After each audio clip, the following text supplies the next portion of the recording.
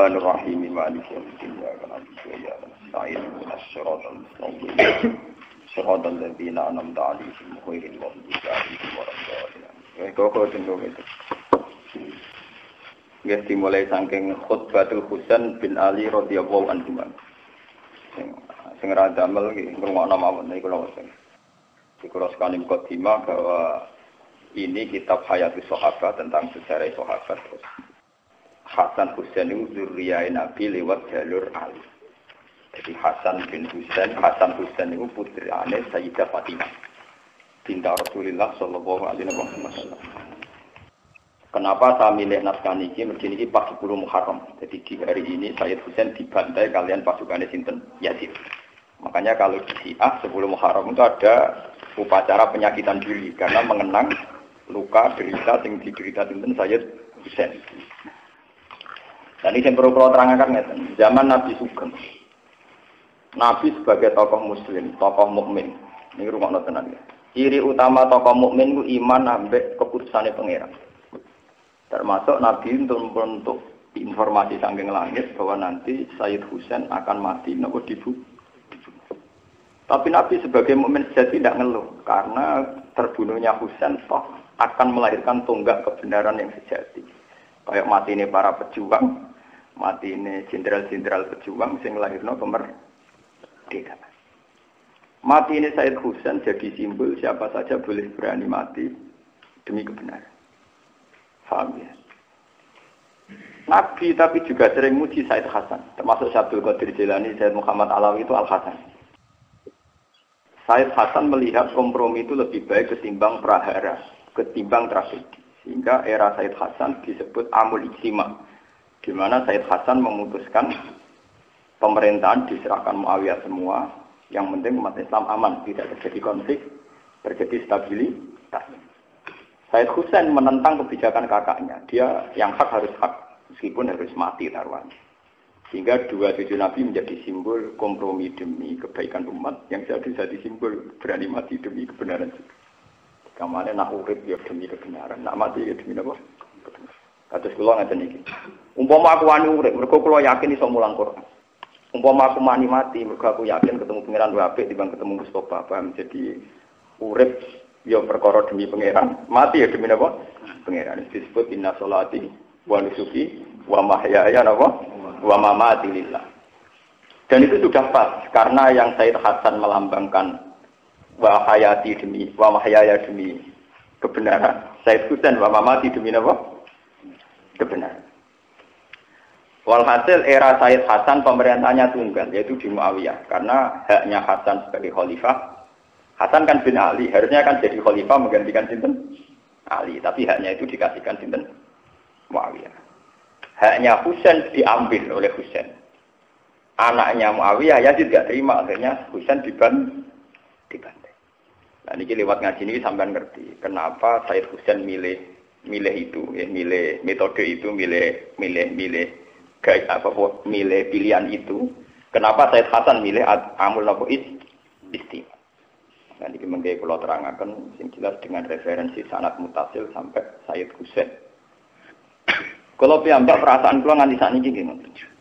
Sebab itu Nabi ngajari tentang hidup dan mati. Allahumma ahyini ma kanatil hayat khairan li wa tawaffani ma kanatil wafat khairan li.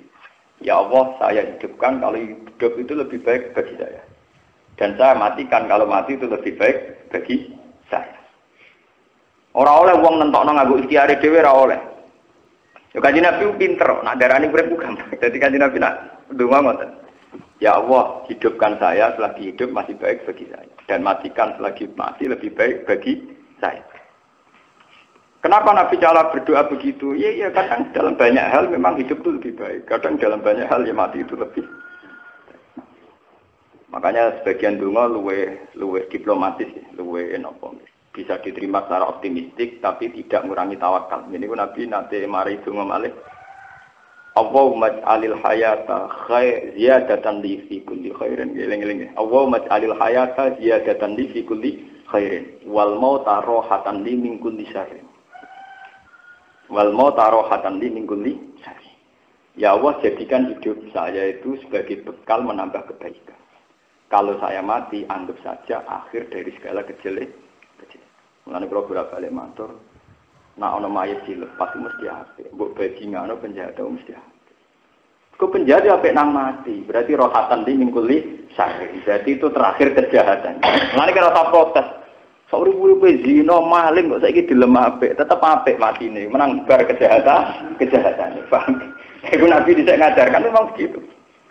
Hidup dianggap potensi ziyadatan fikul khairin apa-apa, mati dianggap rohatan mingkuli akhir dari segala kejelekan.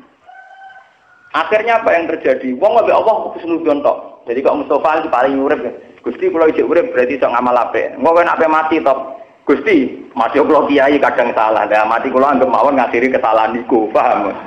Paham. Jadi ora usah ngeluh, nek mati ora usah napa?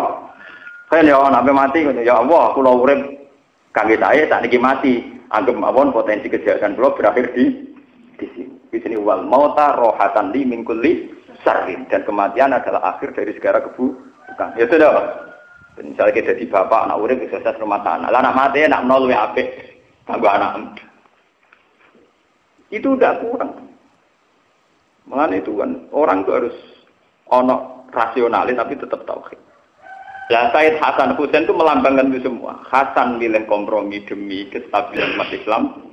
Husain milih mati demi tegaknya apa? Kebenaran.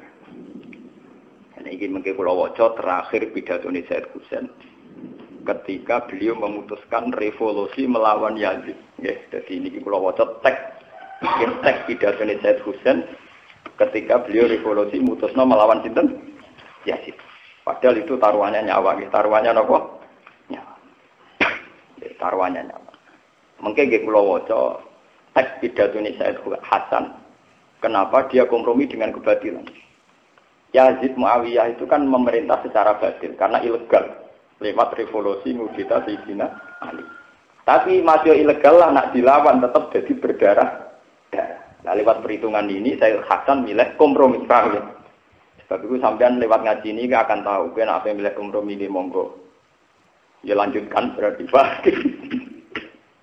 Nak milih revolusi ya monggo, tapi semua harus konsekuensi tanggung jawab jenengan dengan Allah Subhanahu wa taala. Ora usah tanggung jawab ning konstitusi ning MK itu urusan hukum dunia.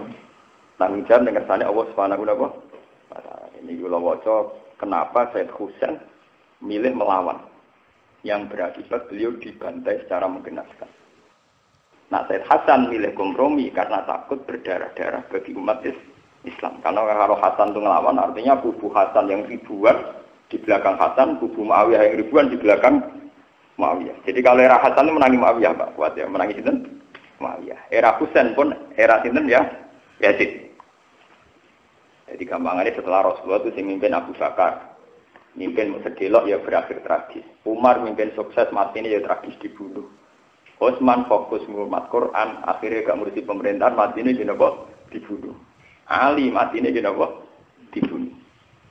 Akhirnya sausai Ali dipegang oleh Muawiyah, orang yang gak jelas dapat mandat dari siapa tapi sujud mimpin.